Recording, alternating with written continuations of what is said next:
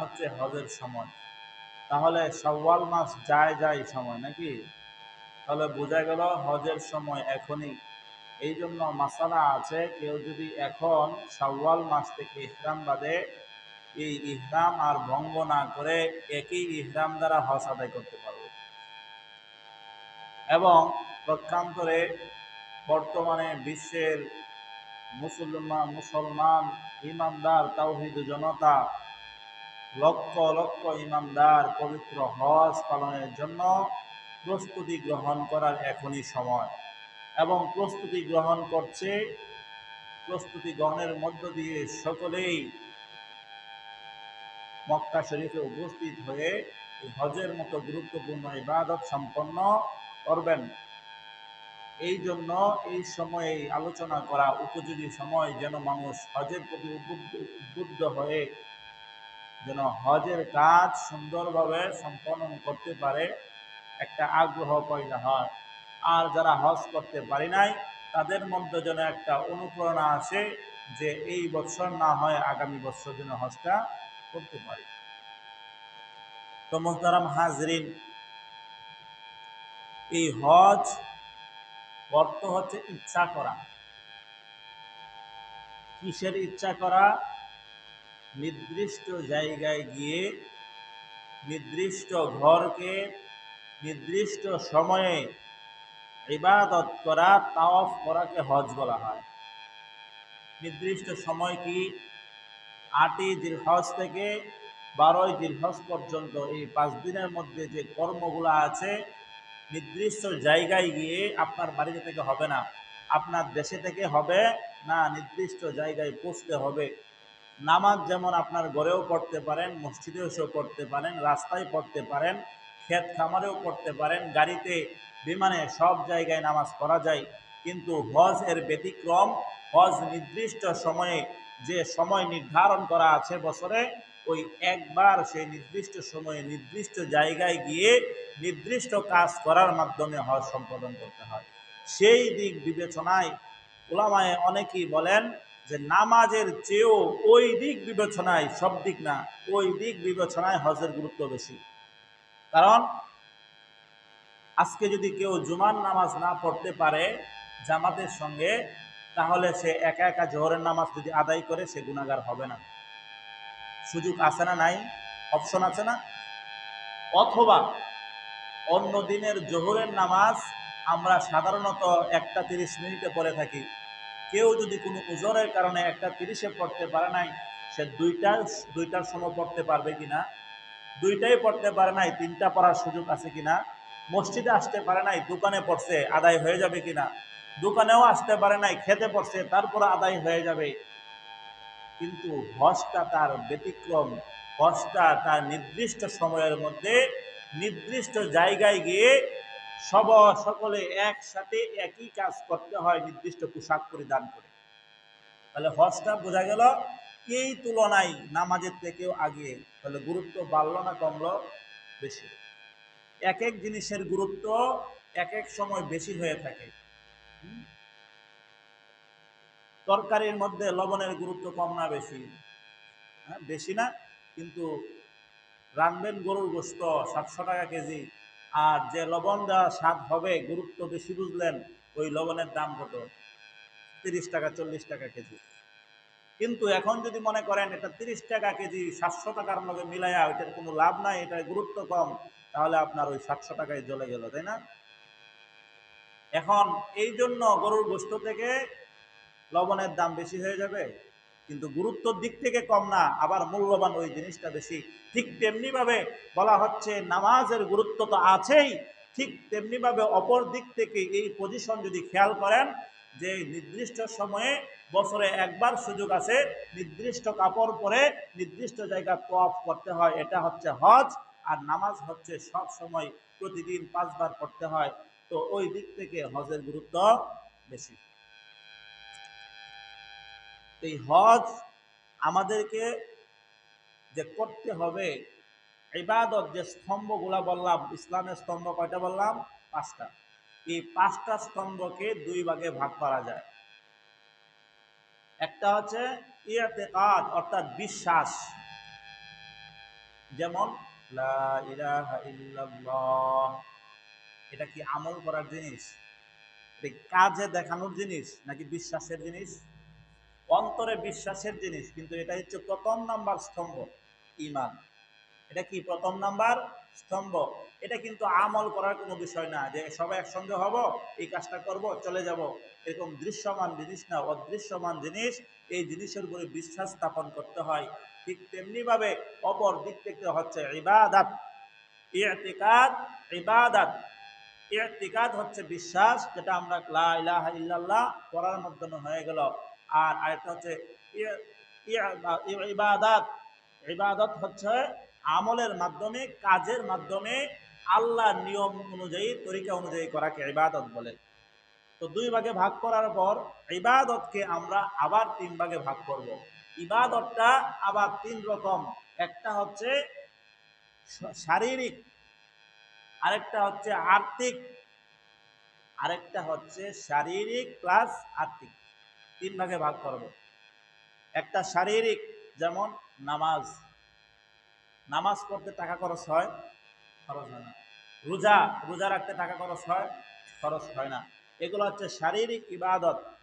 আরেকটা হচ্ছে আর্থিক ইবাদত, ধন সম্পদ দ্বারা ইবাদত আদায় হয়ে যায়। এটা হচ্ছে যাকাত। যাকাত দিতে শরীরের কোনো পরিশ্রম আছে, কসরত আছে? নাই। এটা হচ্ছে আর্থিক ইবাদত। আর একটা ইবাদত মাত্র, যে ইবাদতের মাধ্যমে শরীরও ব্যবহার করতে হয়, অর্থও খরচ করা লাগে। এটা হচ্ছে হজ। এটা কি? হজ। হজ করতে অনেক কষ্ট হয়, শরীরে শ্রম দিতে হয়, তোয়াফ করতে হয়, মিনায় অবস্থান করতে হয়, নির্দিষ্ট জায়গা দৌড় দিতে হয়, হাঁটতে হয়। ওই কাজগুলো সম্পন্ন করতে শক্তি লাগে। যারা হজ করছে তাকে জিজ্ঞাসা, শারীরিক কতটা কষ্ট করতে হয়। বহু বড় জায়গা নিজেকে হেঁটে হেঁটে তফ করা লাগে, দৌড়ানো লাগে, হাঁটা লাগে। হাজির সব ঠিক কিনা? হ্যাঁ, যারা হজ করছে তারা জানে শরীরের একটা কসরত আছে। আর সাথে সাথে কি লাগে? অর্থ লাগে, টাকা লাগে। এই জন্য এই দিক থেকেও হজের গুরুত্ব কম না বেশি? বেশি। প্রত্যেকটা ইবাদত আমরা পাইলাম, হয়তো আর্থিক নয়তো শারীরিক, দুইটা একসঙ্গে হয় না। কিন্তু হজ তার ব্যতিক্রম। হজ করতে গেলে শারীরিক কসরতের প্রয়োজন, সাথে সাথে টাকা পয়সারও প্রয়োজন। রাসূল সাল্লাল্লাহু আলাইহি সাল্লাম হাদিসের মধ্যে বলছেন, আল হাজ্জু আল আজ্জু, হজ হচ্ছে কষ্টকর। হজ হচ্ছে কি? কষ্টকর। এই কষ্টকর বিষয়টা যদি বুড়া বসে যায় তাহলে পারবো? একেবারে শেষ বয়সে? আমাদের সমাজে এরকম কিছু নিয়ম আমরা মনে করি, মনে হয় হজ করবে যারা বুড়ো হয়ে গিয়ে খুজু হয়ে গেছে।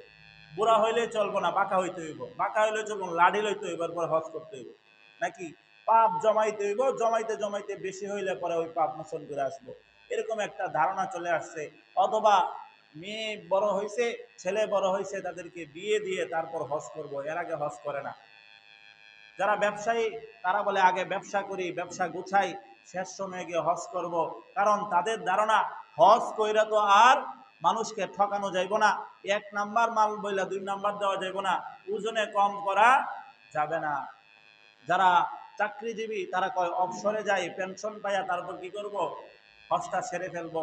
আর এর আগে হজ করলে তো দুর্নীতি করতে পারবো না, আবার ঘুষেও টাকা নিতে পারবো না। এখন আমার প্রশ্ন, হজ করার আগে কি এই জিনিসগুলা বৈধ? বলেন। হজ করার আগে অনেকেই দেখবেন হজ করার আগে অনেক কিছু করছে, হজ করে আগে থেকে নিয়ত করছে, হজ করে আর এগুলা করবো না। নিয়ত ভালো, কিন্তু আগে যে কাজগুলা করতেছেন এইগুলা আগেও করা যায় না, পরেও করা যায় না। বিষয় বুঝতেছেন? যে কারণে যে কারণে আপনি হজকে সামনে নিয়ে হ্যাঁ পাপগুলা জমাচ্ছেন, মনে করছেন এগুলা করতে থাকি, শেষ সময় পর্যন্ত আমি যাব, যাওয়ার পরে আমি ওই বাকি কাজগুলা সম্পন্ন করব। এটা বলেন, আপনাকে কে গ্যারেন্টি দিল যে আপনি এতদিন হায়াত পাবেন তারপর আপনি হজ করবেন? গ্যারেন্টি আছে? আপনি যে ওই সময় পর্যন্ত যাবেন, আপনি যে বুড়া হবেন, ছেলে মেয়ে বিয়ে করাবেন, বিয়ে দিবেন, চাকরিতে অবসর হবেন, তারপর আপনার ব্যবসা গুছিয়ে উঠতে পারবেন এবং বুড়া হবেন, এই গ্যারেন্টি আছে? নাই। কখন কার মৃত্যু চলে আসে বলা যায় না। এই জন্য হজগুলা আগে আগে করা চাই। যদি আগে না করি তাহলে বহুমুখী সমস্যা আপনাকে ধরবে। কারণ হজ কারো প্রতি যদি কারো উপর যদি একবার ফরজ হয়ে যায়, হজ যদি কারো উপর একবার ফরজ হয়ে যায়, যতক্ষণ পর্যন্ত এটা আদায় না করবে এই ফরজ তরক হবে না। বিষয়টা ভালো করে বুঝবেন।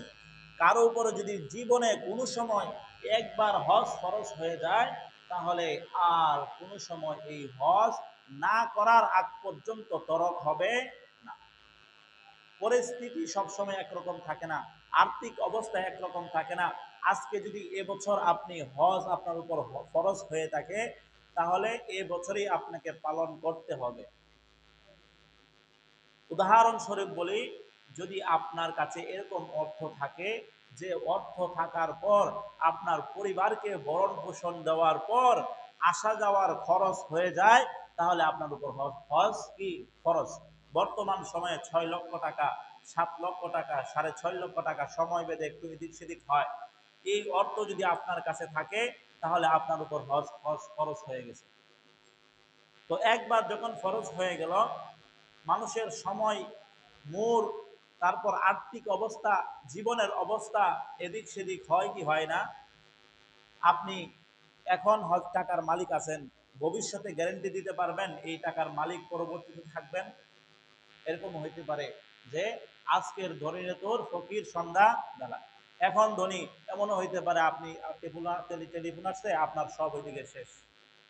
হয়তোবা আপনার ব্যবসা প্রতিষ্ঠান পুড়ে গেছে, বাড়িঘর শেষ হয়ে গেছে, মিল ফ্যাক্টরি শেষ হয়ে গেছে, হতে পারে। অসম্ভব কিছু না, হচ্ছে। এই জন্য আপনার উপর যদি হজ আগে ফরজ হয়ে গেছে, পরবর্তীতে আপনি গরিব হয়ে গেলেন, নিঃস্ব হয়ে গেলেন, কিছুই নাই, তারপরও এই হজ আপনার উপর ফরজই থেকে যাবে। এই হজ আর মোচন হবে না। জীবনে কোনো একবার যদি হজের টাকা পরিমাণ আপনার সম্পদ হয়ে যায়, তাহলে পরবর্তীতে আপনি আজীবন যদি দরিদ্র থাকেন, ওই নেশাব পরিমাণ মালের মালিক না হন, তারপরেও আপনার উপর হজটা খরচ থাকবে। এই জন্য দেরি করা যাবে হজ করতে? বিয়ে শাদী করার দরকার আছে হজ করার জন্য? শর্ত এরকম যে বিয়ে করতে হবে, তারপর দাড়ি পাকতে হবে, মুরব্বি, তারপর পাঞ্জাবি গায়ে দিতে হবে, এরকম কোনো শর্ত নাই। যখন হজ ফরজ হবে তখনই আদায় করতে হবে। বরং যৌবনকাল যখন শক্তি থাকে তখন আদায় করা উচিত। আমরা নামাজ পড়ি, অনেকেই নামাজের ক্ষেত্রে হুজুরা ভয় করে না, যৌবনকালের ইবাদত সবচেয়ে বেশি দামি। ঠিক তেমনি ভাবে হজও একটা ইবাদত, সেই হজটাও শক্তি নিয়ে, সামর্থ্য নিয়ে এবং তার রোপণগুলো সুন্দর করে আদায় করার জন্য শক্তির প্রয়োজন, আর এটা যৌবনকালে হয়ে থাকে। বৃদ্ধ বয়সে যারা হজ করেছেন তাদের মনে কিছু না কিছু আফসোস থাকে, কারণ তারা সবগুলা কাজ সঠিকভাবে তৃপ্ত সহকারে করতে পারে না। মনের মধ্যে যে একটা প্রশান্তি আসে না। দেখে যারা যুবক তারা দেখে সুন্দর করে রাসূলের সুন্নত আদায় করার জন্য পাহাড়ে উঠতেছে, ও শুধু বেচারা তাকায়া দেখে, ওটার সামর্থ্য রাখে না। এই যে মনের মধ্যে একটা কষ্ট রয়ে গেল। এবং কিছু কাজ আছে মনের তৃপ্তি, কাজ সম্পন্ন হয়ে গেছে, তারপরে অন্তরে শান্তি লাগে না। যে অনেক সময় শয়তানদের ঢিল দেয়, তো ঢিল এটা পাথর নিক্ষেপ করলে হইলো, এটা দেখানো একটা জিনিস, এটার মধ্যে শক্তির প্রয়োজন হয় না। কিন্তু আপনি যদি আপনার নিজের অন্তর থেকে একটা রাগ নিয়ে, মনোভাব নিয়ে যদি জুড়ে জুড়ে মারেন, আপনার মনে একটা প্রশান্তি আসবে কিনা? শত্রুকে যদি জুড়ে থাপ্পড় দিতে পারেন, শান্তি আসবে না? আর যদি এরকম করে দিলেন, তাহলে এটা কি হইলো? মাসাজ করে দিয়েছে। এরকম অনেক কাজ আছে যে কাজগুলোতে শক্তির প্রয়োজন হয়। এই জন্য যৌবনকালে আমরা কি করব? হজ করব যদি ফরজ হয়ে থাকে। সময়ের অপেক্ষা করব না। সময়ের অপেক্ষা করে যদি করি, এমনও হতে পারে সময় আমাকে সময় দিবে না। সময় দিবে না। আপনার সময় যে কোনো মুহূর্তে নিবে যেতে পারে। এখন কথা হচ্ছে, আপনার উপর হজ ফরজ করতে পারেন নাই, করণীয় কি? কি করতে হবে? 3টা কাজ করা দরকার। আপনার উপর হজ ফরজ হয়ে আছে, 3টা কাজ। 1 নাম্বার কাজ হচ্ছে, এ বছরেই আপনি চেষ্টা চালাবেন যেন হজ করতে পারেন। যদি না পারেন, কারণ হজ করতে গেলে রাষ্ট্রীয় কিছু ঝামেলা আছে, তারপর কাগজপত্রের ব্যাপার আছে, এইগুলা যদি এই বছর কুলিয়ে না উঠে যায়, না পারা যায়, 2 নাম্বার অপশন হচ্ছে আগামী বছর কিভাবে করতে পারেন সেই ফিকির আনতে হবে। আগামী বছর করার জন্য প্রিপারেশন নিতে হবে, চেষ্টা করতে হবে, চেষ্টা চালিয়ে যেতে হবে। এর মাধ্যমেও আরেকটা কাজ করে রাখতে হবে, সেটা হচ্ছে ওসিয়ত করা। যারা উত্তরাধিকার থাকবে, আত্মীয় স্বজন থাকবে, তাদের কাছে ওসিয়ত করে যেতে হবে যে আমি যদি হজ করার আগে মৃত্যুবরণ করি, আমার পক্ষ থেকে তোমরা হজ করবা অথবা করাইবা, তোমরা হজ করবা অথবা করাইবা। কেন? এই ওসিয়ত যদি না করে যান, তাহলে পরবর্তীতে আপনার সন্তান যদি আপনার পক্ষ থেকে হজ আদায় না করে, তাহলে তারা দায়বদ্ধ থাকবে না। এই জন্য ওসিয়ত করে রাখবেন আগে থেকেই। আপনি যুবক দেখে মরবেন না, ওসিয়ত তো মানে শেষ বসে গিয়া না, আগেই আপনার উপর হজ খরচ হয়ে গেছে, আপনি ওসিয়ত করে ফেলেন আপনার পরিবারের কাছে যে আমার যদি কোনো কারণে মৃত্যু এসে যায়, আমি যদি হজ করতে না পারি, আমার পক্ষ থেকে তোমরা হজ কইরো, বদলি হজ করাবা অথবা যোগ্য ব্যক্তি দিয়ে বদলি হজ করাইবা। এটা নিজেরাও করতে পারে, অথবা যদি মনে করে যে অন্য ব্যক্তি দ্বারা করাই, তাহলে করাইতেও পারে, কোনো সমস্যা নেই। ওসিয়ত বদলি হজের কোনো নিয়ম আছেনি। রাসূল আকরাম সাল্লাল্লাহু আলাইহি সাল্লাম বিদায় হজের সময় যখন কথা বলছিলেন, তখন এক নারী এসে জিজ্ঞাসা করলেন, ইয়া রাসূলুল্লাহ, আমার আব্বা এমন বয়সে উপনীত হয়েছেন যিনি উটের উপর ঘোড়ার উপর সাওয়ার হতে পারে নাই, অর্থাৎ যানবাহন দিয়ে যাবে এই অবস্থা তার নাই, সেই শক্তি সামর্থ্য তার নাই, এখন কি আমি তার পক্ষ থেকে হজ আদায় করব? রাসূল বললেন, হ্যাঁ, তোমার পিতার পক্ষ থেকে তুমি বদলি হজ আদায় করে ফেলো। তো বদলি হজ যদি করতে হয়, এটা কোনো আলাদা কোনো নিয়ম আসেনি, আলাদা আলাদা কোনো নিয়ম নেই, শুধু নিয়ত করবে যে তার পক্ষ থেকে হজ আদায় করছি, এতটুকু নিয়ত করবে। আর যে হজ করাবে সে টাকা দিবে, আর বাকি কাজগুলো সম্পাদন করবে কে? তাকে দিয়ে করাবে। মুহতারাম মুআজ্জাজ হাজরিন, বদলি হজ করা অবশ্যই দরকার। বদলি হজ করানো কি অবশ্যই দরকার। আপনার পিতা অথবা দাদা অথবা আত্মীয় স্বজনের কেউ সম্পদের অধিকার ছিল কিন্তু হজ করতে পারে নাই, আদর্শমান সন্তানের কাজ হবে, ওসিয়ত করে যায় নাই, তারপরও তার সন্তান যদি আদর্শ সন্তানের ভূমিকা হবে, সে তার পিতার পক্ষ থেকে ওসিয়ত না করা সত্ত্বেও পিতার সম্পদ থেকে, দাদার সম্পদ থেকে, নানি নানার সম্পদ থেকে, তার সম্পদ থেকে বদলি হজ করানো, এটা কি আদর্শ সন্তানের ভূমিকা যারা রাখতে চায় এই কাজ করতে হবে। কারণ মানুষ যখন মারা যায় তখন তার চক্ষু খুলে যায়, সব কিছু সে বুঝতে জানে, জানে সব সত্য তার সামনে স্পষ্ট হয়ে যায়, তখন সে তাদের সন্তানদের দিকে তাকিয়ে থাকে যে আমার সন্তান আমার জন্য কিছু পাঠায় কি, এই বিষয়গুলা তারা খেয়াল করতে থাকে যে আমার সন্তান আমার জন্য হয়তো বদলি হজ করাবে, আমার নামাজগুলোর জন্য হয়তো কাফফারার জন্য কিছু দিবে, আমার রোজার জন্য কাফফারা কিছু দিবে, আমার জন্য কিছু সপ্তাহে জারি হিসাবে আমার সম্পদ থেকে আদায় করে দিবে। এই ফিকির তাদের মধ্যে থাকে, সন্তানের দিকে তাকায় থাকে, এই জন্য করা দরকার। কবি বলেন এক ভাষায়, তু তু নাগা গাছটি আজমালেমা আইনা জামা গাফেল আজ হালেমা, তু তু নাগা গাছটি আজমালেমা আইনা জামা গাফেল আজ হালেমা। কবিতার কবির ভাষায় বলেন, মানুষ যখন ইন্তিকাল করে যায় তখন তার চক্ষুগুলো খুলে যায়, বাস্তবতা জানতে শিখে, বুঝতে শিখে, তার সন্তানের দিকে তাকিয়ে থাকে আর বলতে থাকে আমার সম্পদ দ্বারা তোমরা সম্পদশালী, আমার সম্পদ দ্বারা তোমাদের বাহাদুরি, আমার সম্পদ দ্বারা তোমাদের ঘর বাড়ি, আমার সম্পদ দ্বারা তোমাদের সংসার, আমার সম্পদ দ্বারা তোমাদের ব্যবসা, আমার সম্পদ দ্বারা তোমাদের রুজির ব্যবস্থা হয়, কিন্তু সন্তান তোমরা আমার প্রতি খেয়াল করো না। কবি বলতেছে যে আমার প্রতি তোমাদের কোনো খেয়াল নাই, যে সম্পদ দ্বারা তুমি ভোগ বিলাসের জীবন যাপন করছো, আজকে তোমার পিতা খবর দেশে তারা অসহায়ের মতো আছে, তাদের প্রতি কোনো খেয়াল নাই। এই জন্য উচিত কি আমাদের তাদের তাদের জন্য কিছু পাঠানো, বদলি হজের ব্যবস্থা করাবেন ইনশাআল্লাহ। এবং যারা ওসিয়ত করেন না এখন পর্যন্ত তারা ওসিয়ত করে রাখেন, যদি আদর্শবান সন্তান রেখে যেতে পারেন, মৃত্যুর পরেও শান্তি আছে না নাই? আছে। আদর্শ সন্তান গঠনে মাদ্রাসায় পড়ানোর কোনো বিকল্প নেই। আদর্শ, আবার বলছি কথাটা, আদর্শ সন্তান গঠনে মাদ্রাসায় পড়ানো কোনো বিকল্প নেই। গত সপ্তাহে এই বিষয়ে আলোচনা করেছিলাম। মাদ্রাসায় ভর্তি করেন, পড়ান সন্তানদেরকে, আপনার দুনিয়াও সুন্দর হবে, আখিরাত সুন্দর হবে। শুধু ভাত খাওয়ার নাম, শুধু ভোগ বিলাসের জিন্দিগির নাম শান্তি না, সুখ না। শান্তি এক জিনিস, ধন দৌলত আরেক জিনিস, বিলাসিতা আরেক জিনিস।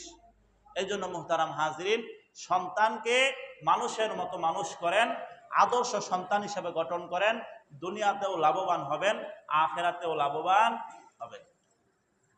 মোহতারাম হাজরিন, বলতেছিলাম যে আমাদেরকে হজ যে করণীয়, এটা অবশ্যই আমাদেরকে করতে হবে।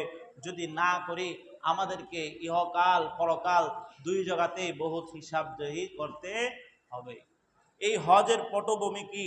এই হজ করলে আমাদের লাভ কি? কেনই বা হজটা করব? হজ করলে ফজিলত কি?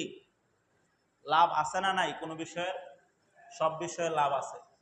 হজ করলেও একটা লাভ আছে, আবার ক্ষতির কোনো কারণ নাই।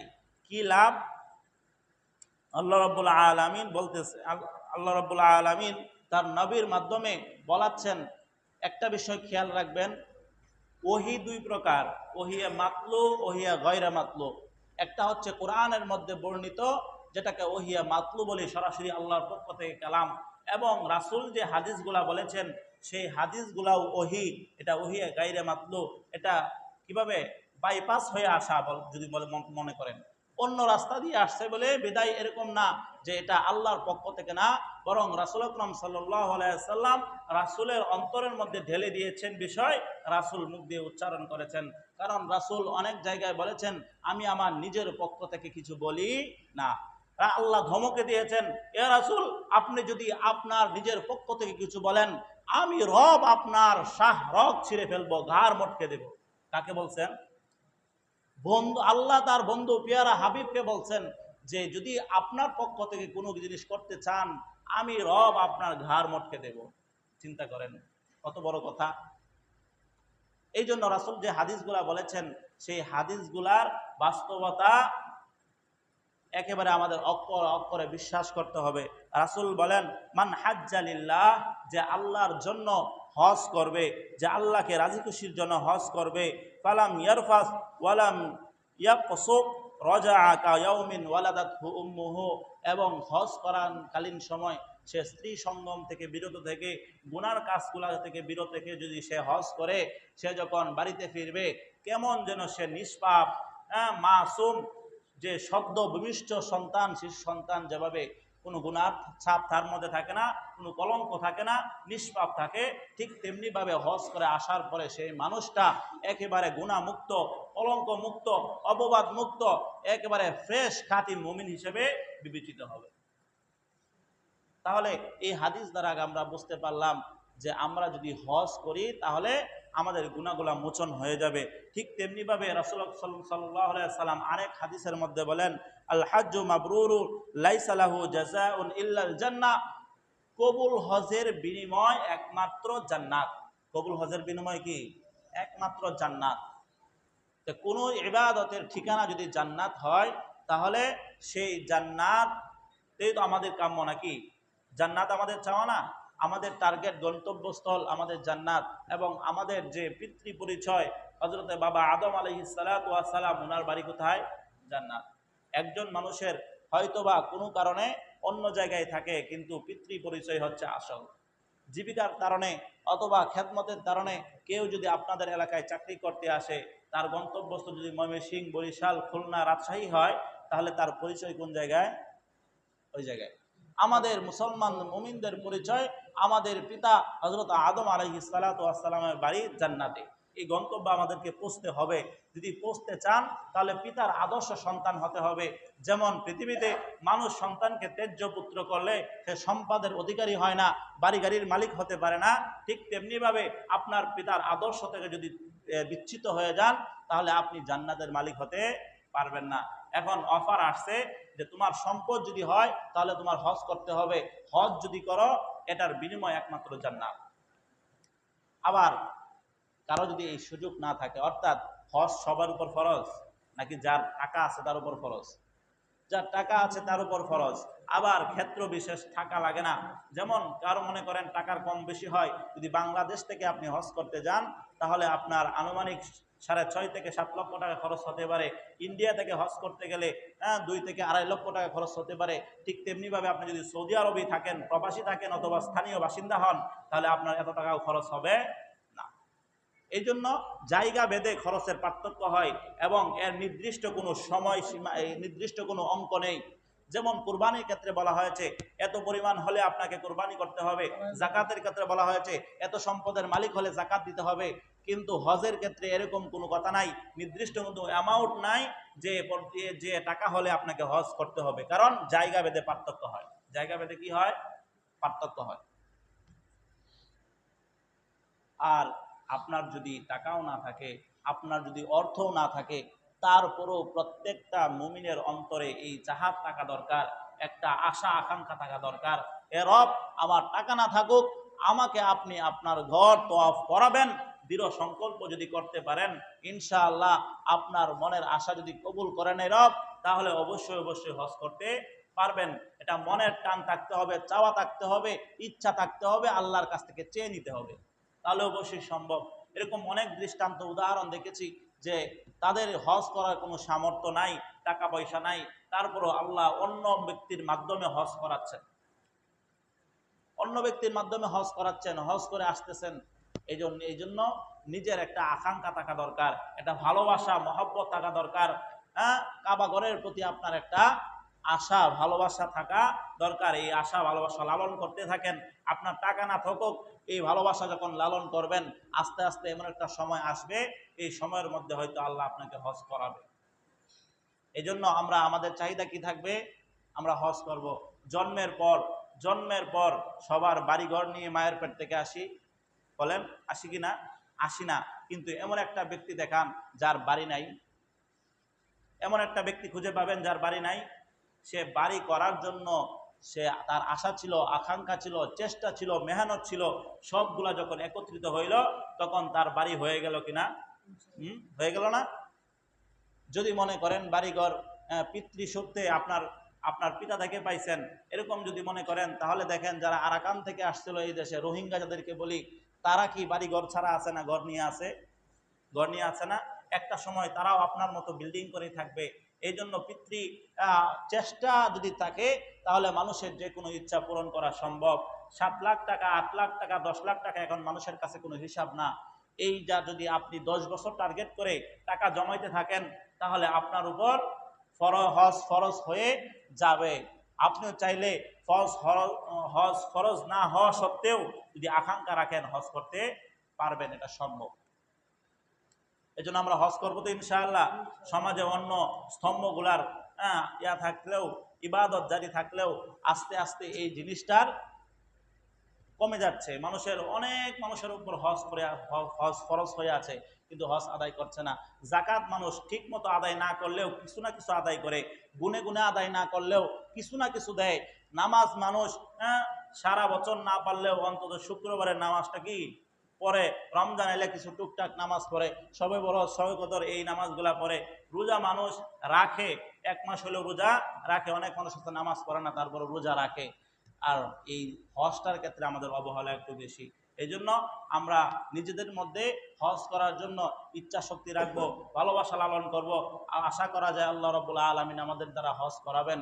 আরেকটা হাদিসে এসেছে, হজ করলে সম্পদ কমে না, হজ করলে সম্পদ বাড়ে। হজ করলে সম্পদ কমে না, হজ করলে সম্পদ বাড়ে। আগে যে টাকা পয়সা ছিল না, হজ করছে, সে হজ করার পরে একেবারে ফকির হয়ে গেছে, এরকম কোনো দৃষ্টান্ত পাবেন না। কিংবা তার উপর হজ ফরজ ছিল, কিন্তু এত বিপুল পরিমাণ টাকার মালিক ছিল না, সে যখন হজ করে আসলো তার একেবারে টাকা নাই, এরকম দৃষ্টান্ত খুঁজে পাবেন না। যদি পান, তাহলে এটা তার পরীক্ষা হতে পারে, আর রাসূলের হাদিস তো আর মিথ্যা হতে পারে না। এই জন্য হজ করেন, সাহস করেন, আপনার সম্পদ কমবে না ইনশাআল্লাহ। আপনার সম্পদ আল্লাহ রাব্বুল আলামিন কি করবেন? বাড়িয়ে দেবেন। হজ করার পূর্বে কিছু আপনার নিয়ত খালেস রাখবেন, সহি রাখবেন, যে সমাজের মধ্যে আমি হজ না করলে মানুষ কি বলবে, অথবা আমার নামের শুরুতে এখনো হাজী সাহেব লেখা হয় না, হাজী সাহেব যেন মানুষ লেখে। সেই নিয়তে যদি হজ করেন, তাহলে ওই হজে মাবরুর হবে না, কবুল হবে না। এটার বিনিময়ে আপনি জান্নাত আশা করতে পারেন নাই। শুধু এই বিষয় না, সব বিষয়ের মধ্যে আপনার ইখলাস থাকতে হবে। আপনার হ্যাঁ, তারপর নিয়ত পাকাপুক্ত থাকতে হবে। আমি এই জায়গায় নামাজ পড়াই, আর যদি বলি আমি খতিব সাহেব, এই উদ্দেশ্যে যদি আমি নামাজ পড়াই, আমার এই খতিবের কোনো দাম নাই। ইমাম সাহেব যদি আমি বলি আমাকে মানুষ সম্মান করবে এই জন্য আমি ইমাম হয়েছি, তাহলে এর বিনিময়ে আল্লাহ আখিরাতে দিবে না। দান করলে দানবীর বলবে এই জন্য দান করলেন, এই দান আপনার পরকালে কোনো উপকারে আসবে না। ঠিক তেমনিভাবে সকল বিষয়ের ক্ষেত্রে যদি আল্লাহ এবং তার রাসূলকে রাজি খুশি উদ্দেশ্য না থাকে, তাহলে কোনো ইবাদতে আপনার ইবাদত হিসেবে গণ্য হবে না, চাই এটা নামাজ হোক, রোজা হোক, হজ হোক আর যাকাত হোক। বিষয়টা ক্লিয়ার? এই জন্য আল্লাহ রাব্বুল আলামিন আমাদেরকে